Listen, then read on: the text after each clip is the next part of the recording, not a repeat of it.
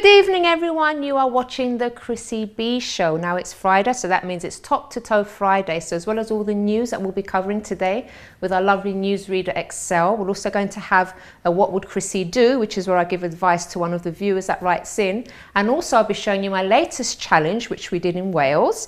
And as well, we have a medical expert on today called Luc Lafitte, who's going to be telling us about how to de-stress over Christmas. So many of you maybe right now are really stressed about things. You're stressed about Christmas Day and all the cooking and all the shopping and everything else that's going on. But he'll be teaching us how to take it easy and de-stress and not let things get to us. So it's going to be a really good show today. But of course, first of all, we have the news with the lovely Excel, who's over here this time. Hello, Excel. Hello, Chrissy. How are you? Nice to be here again today. I'm good, thank you. Lovely to see you. Oh, thank you. So we're going to be showing another challenge today, aren't we, that we were in Wales? I know. Gosh, I can't wait. It doesn't feel as scary as it did then, so I'm glad it will make at least some entertainment for our viewers. Yes, it was scary for me though. But you got away with it, didn't you? Because we didn't have time for you to do it as well. But the ones I did, I think my heart was beating too fast. I think I had to take a break on a few of them. What do you have with the news for us then today? Well, today I thought I'd I suppose this is the season when we all kind of want to prepare stuff for Christmas, and so I went hunting for a perfect Christmas hamper. Oh. Full of all the goodies and all the lovely yumminess. And what would be your perfect hamper? Well, I shouldn't have asked that question. Might be here a while. I do love a number of things, but I think quite simply, funnily enough, I just love this time of the year mince pies. Really? Simple. I don't know, something about it's like mince pie. I don't know. It's just if I have a mince pie, I'm happy. So that's my one simple seasonal, if you like. So delight. A hamper full of mince pies? Well, not quite all mince pies, you know. Cheese, crackers, lovely, yummy nuts. Not peanuts, I don't like peanuts. Yeah. Aren't you going to ask me? All right then. I think I kind of know though. I kind of know, but no, tell me, go on. No, go on. No, what do you think it is? I bet it's not what you're thinking. No, I would love a massive hamper full of exotic fruits because I love fruit. I really do. And I'm not just saying that to seem healthy in front of our medical expert that's here today. Because I do actually love mangoes and papaya and all that stuff. And Anyway, tell us the news. Well, this collection has 58 goodies, including 25 bottles of wine and spirits, gold leaf marmalade, beluga caviar, and truffled foie gras. And guess how much it's going to set the buyer? Oh, about tenner. Yeah, right. Double that and then add 3 zeros. Oh gosh. £20,000 for this hamper, which is being put together by the Harrods food expert. Of course, of course. Of course now.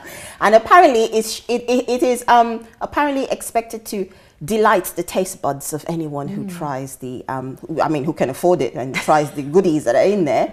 And it also includes a 2004 Magnum of Dom Perignon, excuse my French, and a Balvenie 30 single malt whiskey. And it also contains teas and coffee treats, pantry items, and 6 fresh produce and kitchen gifts. And one would think that the crackers that we pull, yeah, it tends to have like silly jokes, a hat and whatnot, right? The hamper set, however, that comes with this, the cracker set that comes with the hamper set also contains actual like leather wallet, jewelry, pricey stuff in it. Actually, there's jewelry in it, like earrings and like So 20,000, not biggie. Well, you'd expect something decent in the crackers. Well, I kind of expect the keys to a house and a car in there, but anyway, it's all right. And in the theme as well of getting, we talk about this time of the year having a deadline to posting and things like that. However, there is the costs that everybody keeps talking about with the postage and the cost of stamps and everything. A family who run their own post office have actually set up Welly Post. Welly Post. They're actually based in Wellington, in Somerset. And because of the rising cost of stamps and postage of letters, etc., they have actually set up their own where they deliver within the actual county, the sort of immediate-ish area. Well, now that really that postal service has been privatized. I think anything goes really. And so they've set up their own where if you look at the cost of stamps, for example, first class is about 60 pence, but they've made their own to be 30 pence.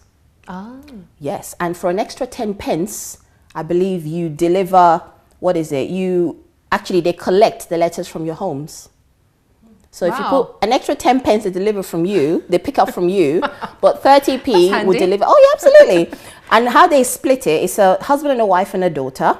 So the daughter does the long distance ones where she goes by car, for example, with parcels and stuff like that. She does the driving. Have they actually worked out the costs against the profit and everything? No, they've worked this all out because... But for 10p, all that petrol that you... But I think it's the fact that it's everybody paying 10p and you know you're kind of making one trip to deliver everything. It kind of works out.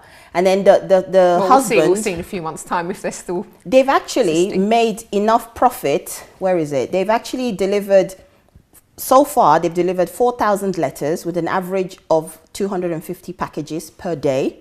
And in 2 weeks, they've made enough sort of profit to keep it going. And so they deliver to nearby villages. So the mother covers the stuff on foot.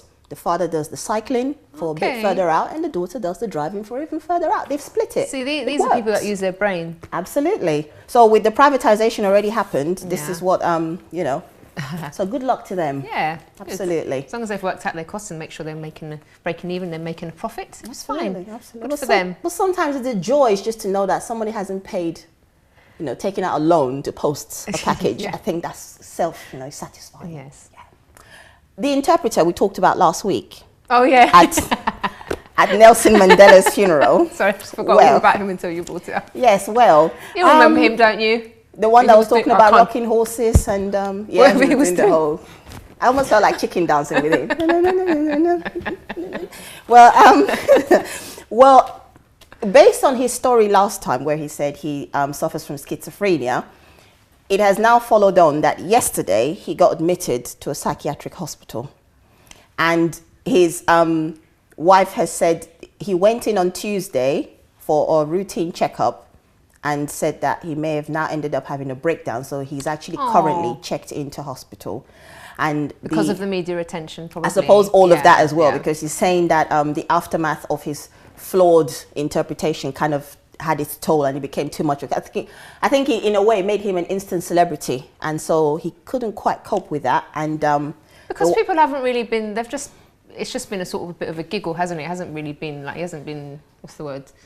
Dragged through the mud or a little bit, but... Well, yeah, he has been, though. I mean, yours truly kind of did something like that last week when I kind of, you know... But it was more of a giggle, wasn't it? It was all in... Yeah. I wasn't really ribbing you. But is he really ill? Mr. He's not well. I think it's Janje. Yeah, sorry, South Africans out there. I'm really sorry, but I can't pronounce his name properly. Janje, I think. And he apparently has now, he's actually gone in now, and they're hoping that he makes a full recovery. Yes, I wish you all the best. Yes. And that your signing will be back up to scratch very soon. And we apologise. I apologise for any mockery I may have done that may have been insensitive. Okay, so. Okay. The next slight little bit of similar-ish news is Morgan Freeman once played Nelson Mandela in a movie called Invictus. And it appears that because of this role, a clothing merchant in India made a tribute to the late Nelson Mandela, and he put Morgan Freeman on the banner. May we see that, please? Yeah, I remember seeing this.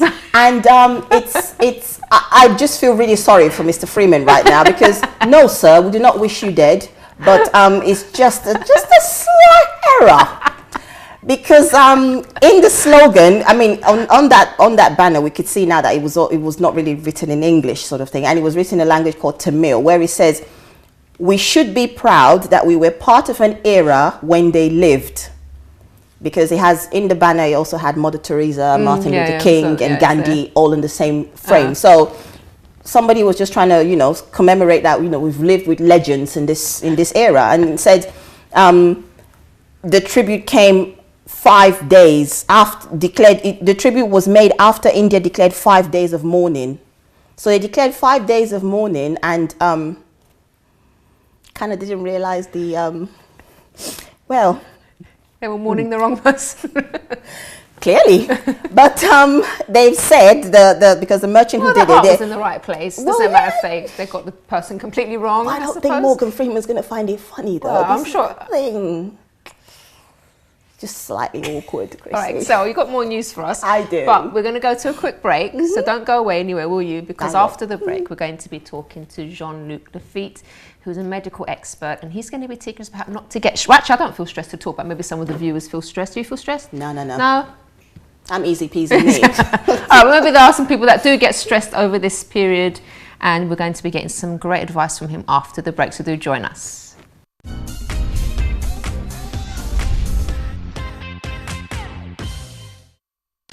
Don't forget to subscribe to the Chrissy B Show, always aiming to show you the happier side of life. You can find us on YouTube, Facebook and Twitter.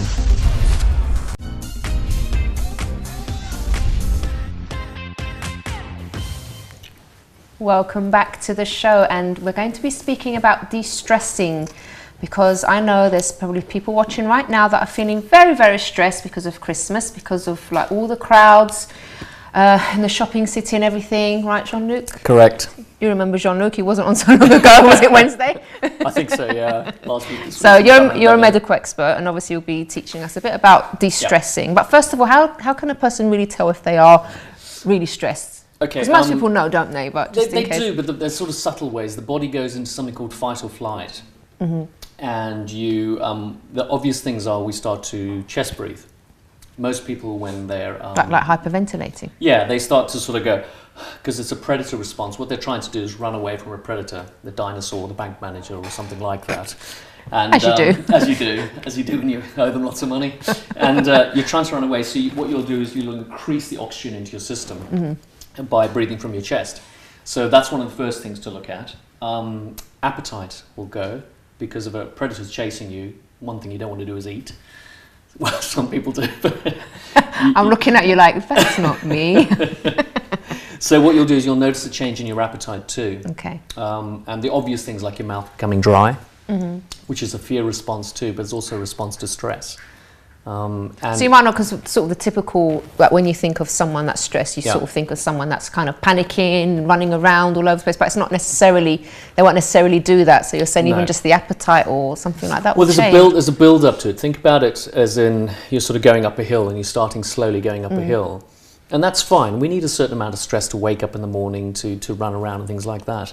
Yeah. The problem comes when you get to the top of the hill and you're going to drop down to the other side. It's going to be very, very quick. And then it's kind of too late. And we have a lot of things at Christmas, example. You know, we have families come over. We might have sort of arguments that we have with them and old memories from childhood and all that sort of things.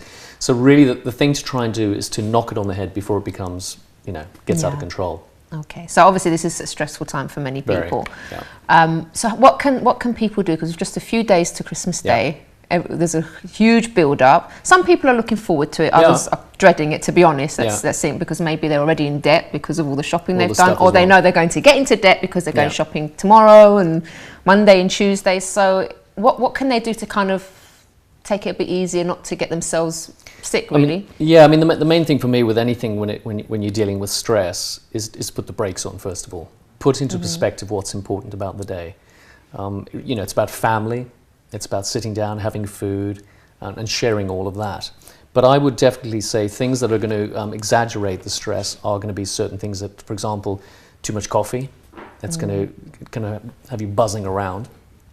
And also as well, people do indulge. It's fine to have a tipple, but don't go over the top with it, because all of those things on top of everything else, because stress is not normally one factor. There's a whole association of things with it. Because what will tend to happen with stress is that, as I said, with your breathing, that changes too. And if you notice that when people are stressed or scared, they tend to sort of go into a ball and curl up. And the reason for that is because, when a dog gets scared, it tucks its tail under. Well, humans are the same, except we don't have a tail. So we have something called the coccyx, which is the base of the spine. And what tends to happen is it tucks under, And Really? You didn't know that? Yeah, when you're scared, if you notice that people go into sort of fetal position, and as it tucks under, it pulls on a sheath which runs up the spine and over the brain called the meningeal sheath. And think about it like cling film, that sort of kind of a little bit thinner than that probably, and it guards and protects the brain and the spine. So what we do is we tuck our bottom under like that.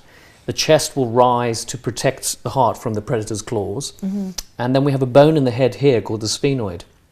And what the sphenoid does, it goes up and forward so that we can see really clearly and we can hear. And all of those things then release some adrenaline into the system. So probably the biggest thing with stress when you know you're stressed is you probably wake up about 3 or 4 in the morning. And that's not a coincidence, because when you say to somebody you're stressed and you wake at 3 and 4 in the morning, when I say it to people who come and see me, they're really surprised that I know that. And normally, because that's around about the time when the liver cleans itself. And so the liver, in order to clean itself, needs 2 things. It needs something called glucose and something called glycogen. And when it runs out of glucose, it starts to use the glycogen. And when it runs out of glycogen, it puts adrenaline into your system. So there's then you're wide awake. And then you're wide awake. And there's a really simple tip that I would give for everybody for Christmas. It's very, very simple. You get a litre of water, a pinch of salt, and you put in a fruit juice. And there are many fruit juices on the market. I'm not going to particularly say that you buy a particular brand, but there's lots of fruit juices. Try to get one without artificial sort of sweeteners and stuff. So you put about 400 mils of fruit juice into a litre of water and a pinch of salt. And I'd say about 15 minutes before bed, you want to drink a glass of that. Now what that's called, it's called a hypertonic drink, and it's a simple carbohydrate drink. Now what will happen is that in the middle of the night, at about 3 or 4, when the liver's trying to clean itself, that's when it regenerates, it won't release adrenaline into your system because it's got enough glucose and glycogen. Right, and that's one of the simplest things that you can do around Christmas time, because sleep is so important. See, I thought people mainly wake up because they need to go use the loo, No. basically. No, it's not. Well, when you get to my age, you get up about twice a night to go to the loo. Yeah, so it's generally about then. I mean, you're going to go to the loo anyway. Yeah. But it's the chemical response we're looking at, because Right, remember, we're that's eating things interesting. like, we're talking about mince pies earlier. Yes, Excel. The whole hamper full of them. That Exactly. So with my particular brand on top of it. But it's things like that you're going to go to the loo. That's fine. I understand that. But I think if you can stop stress or become aware of the signs of stress, it's when stress gets out of control that we get trouble, really. And around about Christmas is especially the case. And what about maybe food to avoid during the day, like things like that, or what you can actually eat? That would be good for stress? Yeah, I mean, I would stick with things like complex carbohydrates. So you want to go for things which burn slowly. Like things that are complex carbs would be things like flapjacks, porridge, things that really... Oh, flapjacks, really? Yeah, really good. Oh, I love flapjacks. What you want to do is you want to get your flapjacks and you make them on a Sunday and you put all your we have to berries make them. in. Oh, so... Yeah, of course we're going to I make think meant buy those, those nice ones. That's why actually it's probably quite stressful making the flapjacks. All right. But then, all right, you can go and buy them from various branded name places. Right, you can get that as well. I just make them. Just make some You make them. flapjacks. Well, okay. Who's watching this? Yeah, if Lucy's watching this, I better no, because she's the one who be makes them, she's the right? one who be Okay. making them. Yeah. So basically, that's what you want complex carbohydrates. What you want to avoid: too much sugar, too much alcohol, anything that's going to make you kind of hyper. Okay. So And what avoid about that. sort of other things that you can eat that will be good, really good for you? Fruits are good.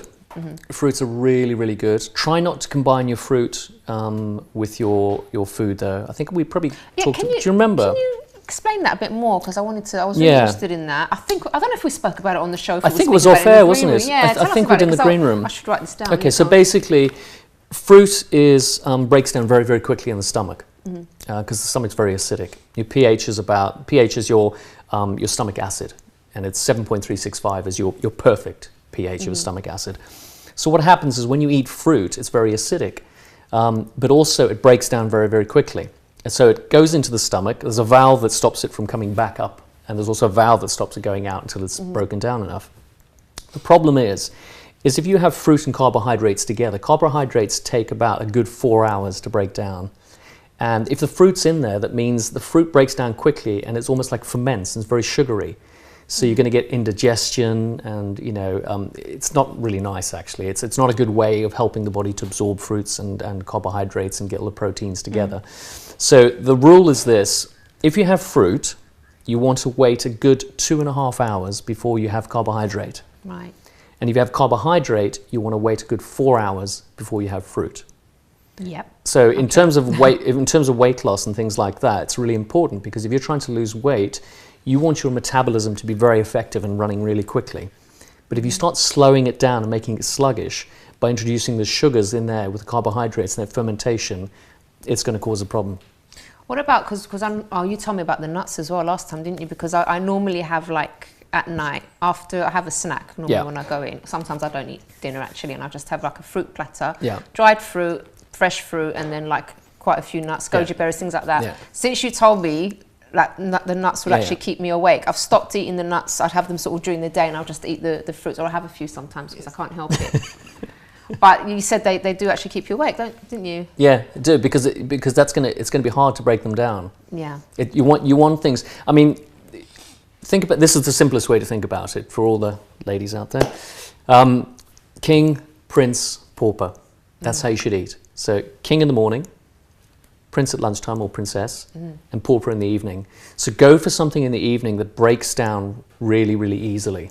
That's why you don't want to have a heavy meal at night, because if you think about it, why would you have a heavy meal at night and then just go to bed? Then go to bed? It's not going to break down. It's like filling up a car with petrol, not driving it. Yeah. So best thing just before go to break. So best things to eat at night, maybe just fruit. Yeah, or lean. I mean, we talked about. Do you remember we talked about this sort of the lovely Greek food that you and me like? So things like some lemon soup with some rice in it and thin slivers of chicken, something like that, because liquids will fill you up, and once you're asleep, you're not going to be hungry. All right, yeah, that's true. Oh, Jean-Luc, we've run out of time. Oh well, thank you so much a pleasure. for Happy coming Christmas. along. You too. Thank you so much. And I shan't be eating any more nuts in the evening. I think I'll try not to anyway, so I can sleep well. Thank you very much. And after the break, Excel will be back with us. I'll also be showing you my latest challenge and also answering a question from a viewer. So do stay tuned.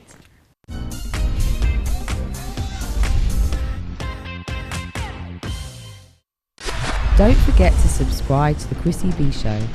Always aiming to show you the happier side of life. You can find us on YouTube, Facebook and Twitter.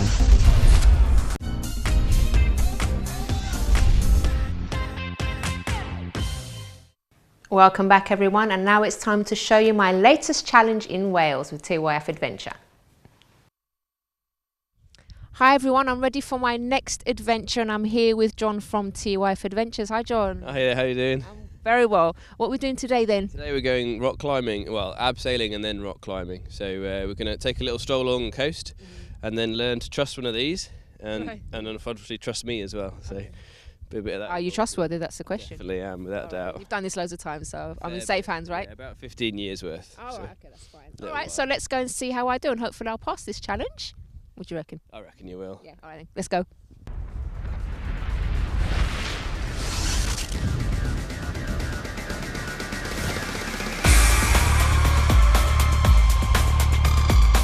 I feel nice and secure then. Feels tight. Yeah.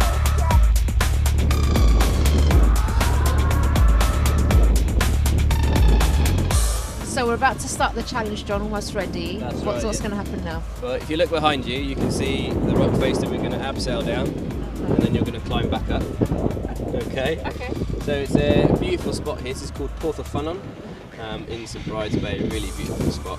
We're going to be using an abseil device. This is called a figure of 8.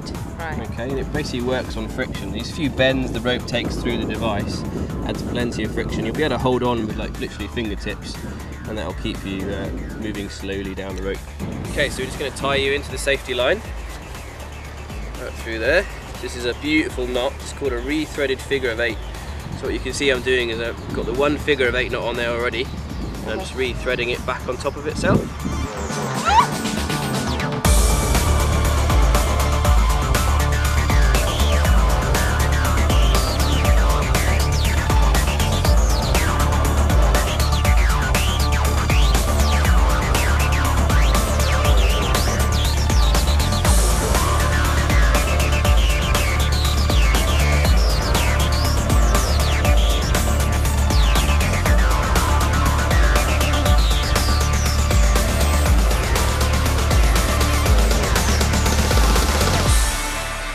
That's it, keep going all the way.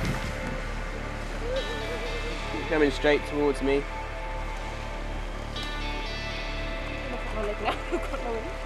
So the last little bit here, the footholds get a little bit smaller, but you've got these nice little sort of toe-sized ledges just there, that's it. But good handholds.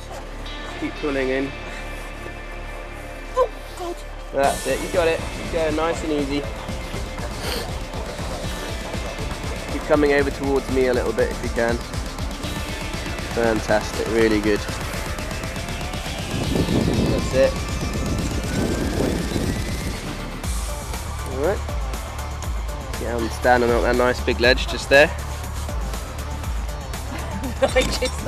Hey! Well done, that was awesome. Thank you. Fantastic effort. I did it! I wasn't actually expecting to climb back up. I didn't know that was part of the challenge. Well, we thought we'd keep Well, that as a you, kind little of, surprise. you mentioned it kind of, I didn't really register. Yeah, just thinking about getting down to I'm start actually off. really proud of myself for doing that. Done really, really well. That was awesome. Really, really good. I mean, to do that without having had much practice is fantastic. Really, really good. Oh, brilliant. Nice Thank one. you. That's amazing. Woo! That's fun. Oh, Shane. Thank you so much, John and John. I know. They were were the so nice. sweetest. I think they're watching now, sweetest. so just want to give you a shout out. Hello. Hello. Maybe we'll be back soon in Wales. It wasn't long enough, was it? The time that we know. were there. We just stayed one night, didn't we? But I know they say time flies when you're having fun, but it just like, I blinked and it was finished. I'll tell you something, I was exhausted when we know. came back. Gosh, I was seriously. really tired. It's like, yeah, we must have been running on adrenaline the whole time. Definitely. I think what the previous doctor said, we definitely were surviving on adrenaline for a lot of that. At least I certainly I was. hardly sleep. Gosh. Actually, we've got one more challenge to show you in Wales, haven't we? So we'll Yeah. leave that for another week for you. Absolutely. Yes. Absolutely. So we've got more news. Yes, I found this lovely article, I have to say, and I'm very impressed because, you know, we often hear a lot of, I suppose, negative press about youngsters and teenagers nowadays. So it was very refreshing to find this lovely 16-year-old teenager who he lives in Essex, and he decided to collect hundreds of supermarket tokens. What for? To buy food so that he could give out to starving families at Christmas. Aww. How old is he? 16. Oh, bless. And his name is Jordan, Jordan Cox of Brentwood in Essex. And what inspired him to do that? Absolutely. He said, well, I think from the story of his own family, he said he started his... Oh, there he is, bless him. He's 16. Yeah, he's 16, and that's the list. That's a long list of what he bought recently at Tesco. And he said he started his, if you like, obsession with collecting coupons when his parents split up last year, and his mother started to struggle to cope on her NHS admin assistant salary. And he had been studying BTEC in business and enterprise, and basically he started to look for ways, I suppose, of saving. He actually managed to get their weekly shopping down from, guess? I have no idea what they used to spend. From £60 they spent every week, it's now down to £10 on a bad joking. week. How? He hunts for coupons. He says he goes online and he searches the internet daily for coupons, and he's managed to collect 470 because he spent hours every day looking for all these different things. Like, you know, he says what It's like he he's says, making a living out of it. absolutely, because he said that at the end of the day, he wasn't quite sure as to how he was going to do it, but he kept looking on internet websites. He kept looking on, because he said supermarkets don't give out their own coupons, but he found any sort of deal online, he would get the internet, print it off from there, and, you know, put everything together.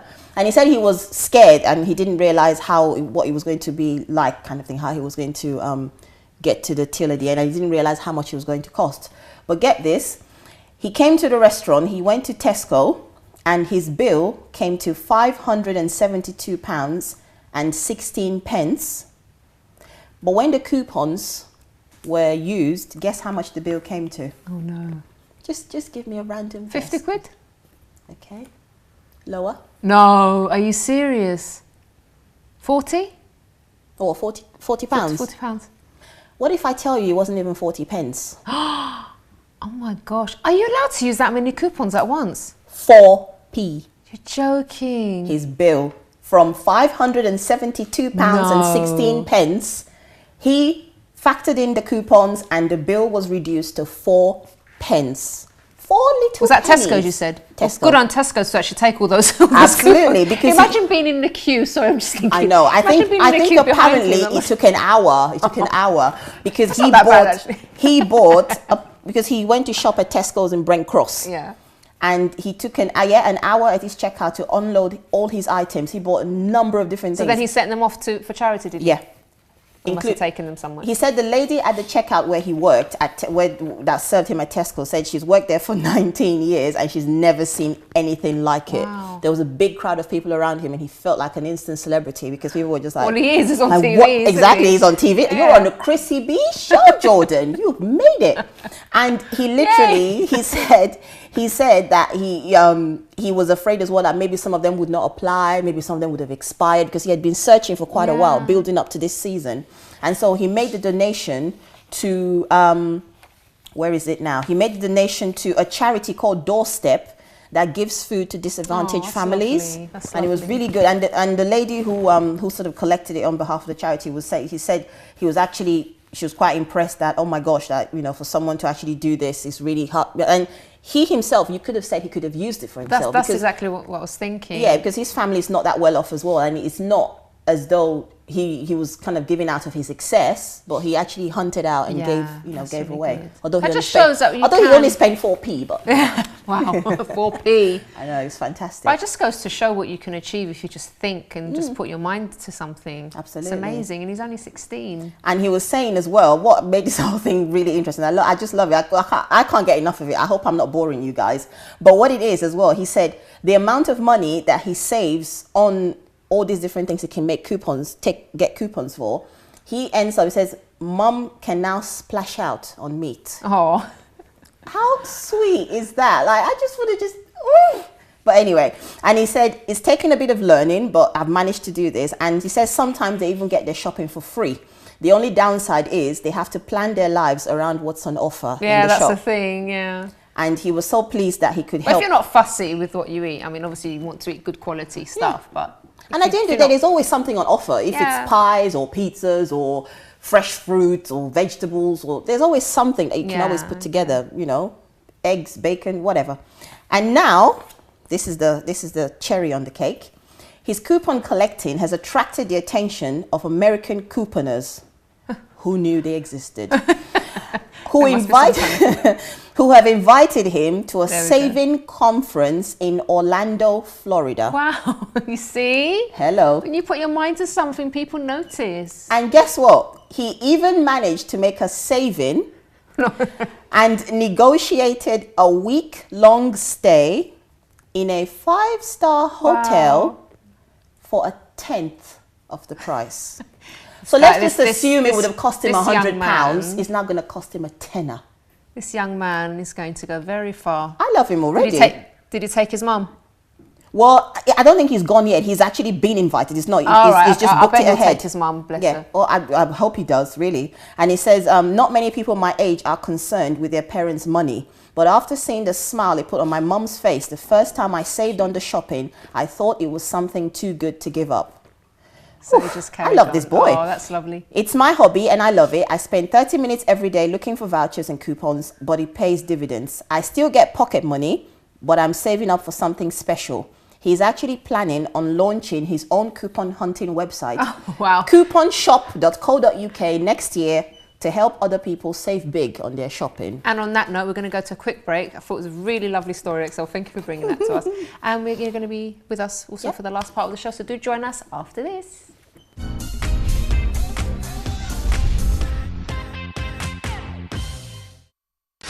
Don't forget to subscribe to the Chrissy B Show, always aiming to show you the happier side of life. You can find us on YouTube, Facebook and Twitter.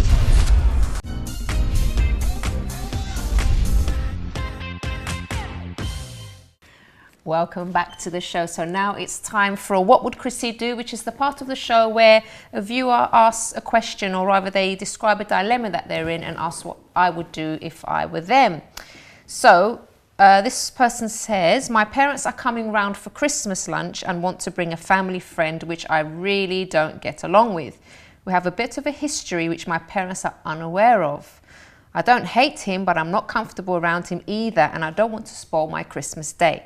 But I also don't want to disappoint my parents. What would Chrissy do? Now, this one is a little bit of a tricky one because obviously you're caught in between sort of pleasing your parents and also having a nice time, which you're entitled to on Christmas Day.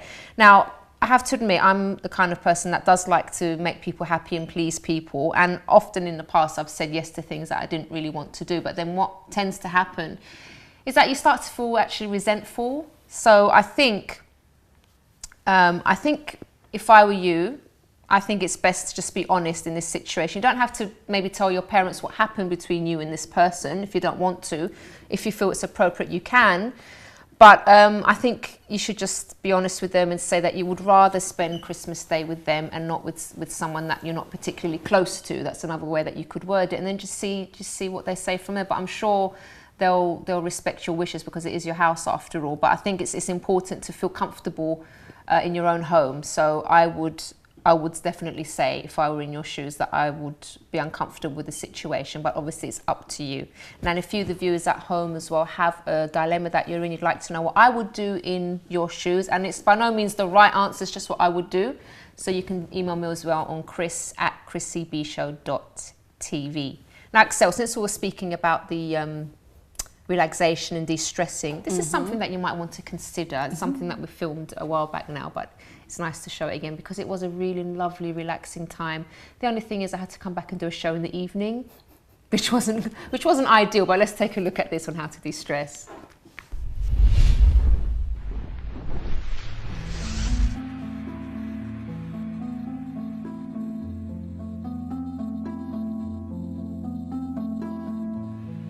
I'm so excited because today we're down in Covent Garden at Thai Square Spa and we're going to have a couple of treatments, aren't we, Bob? And I think we really need some relaxation, so I'm looking forward to it. We're so tired and we really need to, rest a bit, probably fall asleep. Probably, I hope so. All right, let's go inside and see what it's like.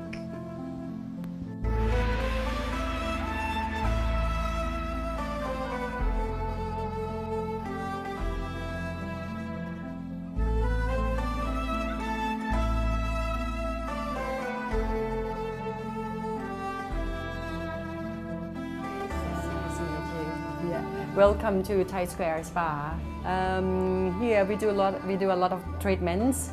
But firstly, I would recommend you to try our Thai herbal teas. Actually, we have 8 of them, and they're all imported from my country.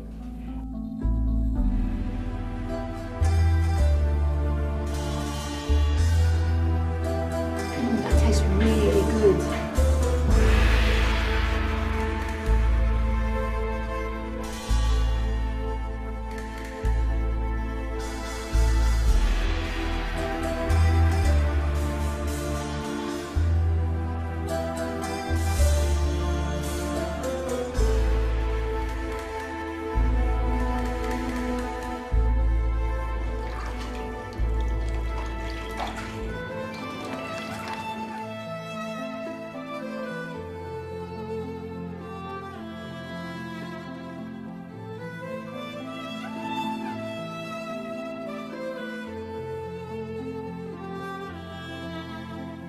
Now I'm here with Sarah and she's going to tell us a bit more about this place. So Sarah, that was lovely. So how long has this place been open?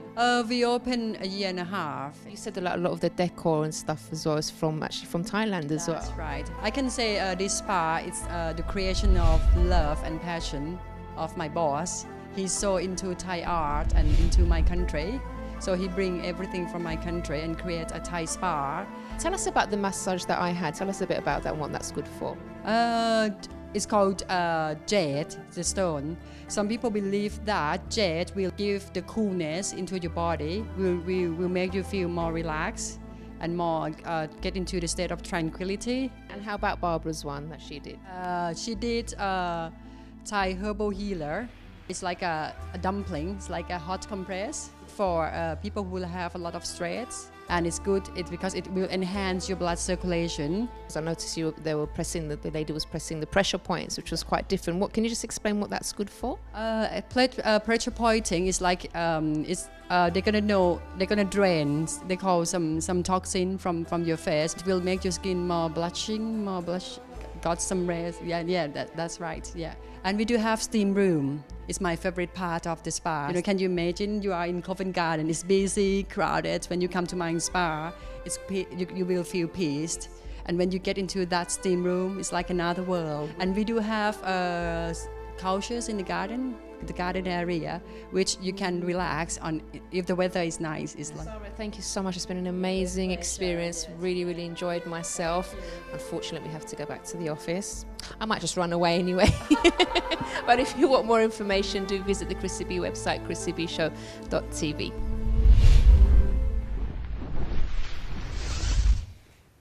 So if you can fit a nice massage in amidst your Christmas shopping, do so, because it really is nice. But trust me, you won't feel like doing anything afterwards. That's the only problem.